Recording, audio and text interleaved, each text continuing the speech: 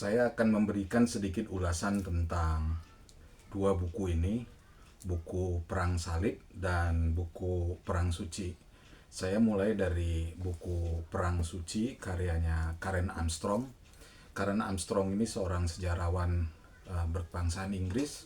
Ada 3 buku yang cukup populer yang telah dihasilkan dari karya beliau. Satu itu Perang Suci, dari Perang Salib sampai dengan Perang Teluk. Kemudian ada buku Muhammad Sang Nabi. Kemudian ada juga buku Satu Kota Tiga Agama. Dalam buku Perang Suci, Perang Salib, dari Perang Salib sampai dengan Perang Teluk, Karen Armstrong membagi buku ini dalam 3 bagian. Tebal buku ini sekitar 997 halaman. Jadi dalam bagian pertama bisa dilihat nanti dalam daftar isi. Bagian pertamanya itu penggambaran menuju jati diri baru. Kedua, Perang Suci. Yang ketiga, Perang Salib dan identitas kaum Barat.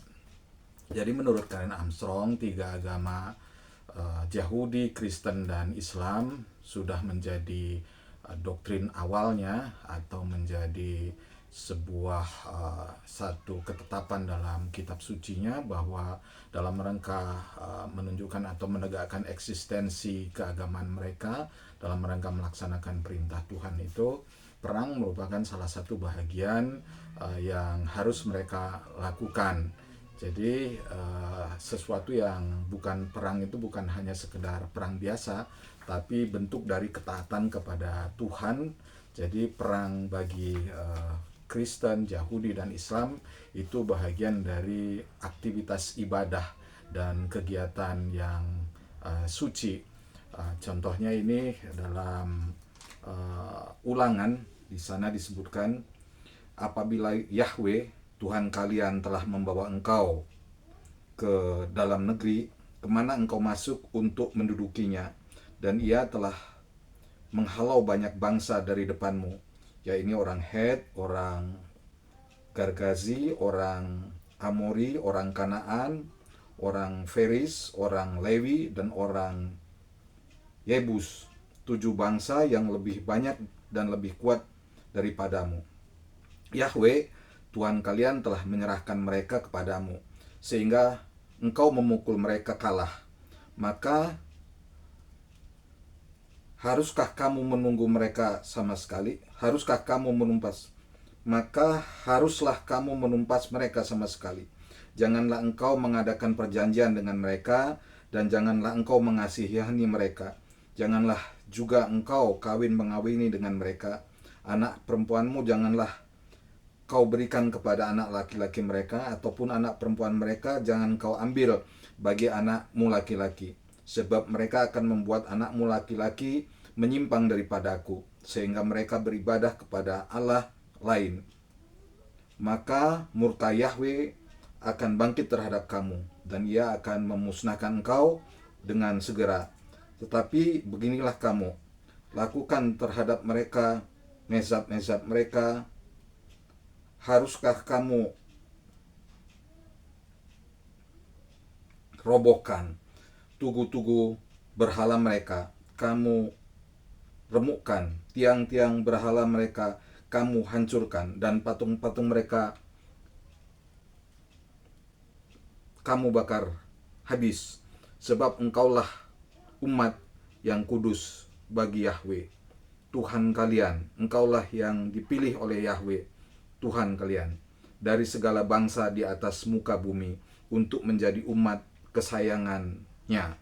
Ulangan 7 ayat 1 sampai dengan 6. Dan waktu Musa terombang-ambing di Gurun Sinai, kemudian tidak dapat masuk ke, sampai meninggalnya tidak dapat masuk ke Kanaan, maka Yosua lah sebagai panglima perang membawa orang-orang Israel masuk ke tanah yang dijanjikan. Di sana disebutkan, segera sesudah orang-orang Israel selesai membunuh seluruh penduduk kota di padang di padang terbuka, kemana orang Israel mengejar mereka, dan orang-orang ini semuanya tewas oleh mata pedang sampai orang yang penghabisan. maka seluruh Israel kembali ke Ai dan memukul kota itu dengan mata pedang. Jumlah semua orang yang tewas pada hari itu, baik laki-laki maupun perempuan, adalah 12.000. 12.000 orang semuanya. Yosua membakar Ai dan membuatnya menjadi timbunan puing untuk selama-lamanya, menjadi tempat yang tandus sampai sekarang. Yosua 8:24-25. Maka tidak heran kalau kemudian orang-orang Israel hari ini membakar hangus atau membunuh orang-orang Palestina, karena bagi mereka Yerusalem itu adalah tanah yang dijanjikan, dan mereka atas perintah Yahweh Tuhan mereka harus menghancurkan orang-orang Palestina itu. Jadi selain memang ada urusan politik dan ekonomi, ada juga di sana urusan keagamaan. Maka cara pandang yang berbeda antara orang-orang non-Israel atau orang di luar Israel dengan orang-orang Israel. Bagi orang Israel, membunuh orang-orang Palestina bagian dari perintah Tuhan, dan bagi orang-orang di luar Israel itu merupakan kejahatan perang. Buku ini sangat bagus untuk menambah wawasan